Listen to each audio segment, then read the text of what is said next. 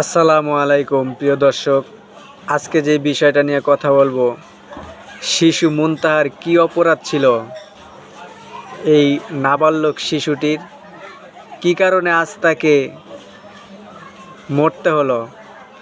প্রতিহিংসা আর প্রতিবেশীরা তাকে বাঁচতে দিল না। ডোবায় পুঁতে রাখা শিশু মুনতাহার লাশ পুকুরে ফেলে যান প্রতিবেশী নারী। সিলেটের কানাইঘাটা থেকে নিখোঁজ হওয়া শিশু মুনতাহার লাশ 5 দিন পর উদ্ধার করে। পরে চাঞ্চল্যকর তথ্য দেন পুলিশ। শিশুটির লাশ মূলত ডোবায় কাদার মধ্যে পুঁতে রাখা হয়েছিল। সন্দেহজনক এক তরুণীকে আটক করার পর ঘটনার অন্য রূপ দেন তার মা। তিনি শিশুটির লাশ ডোবা থেকে তুলে বাড়ির পাশে এক পুকুরে ফেলে দিয়ে আসেন সেই নারী।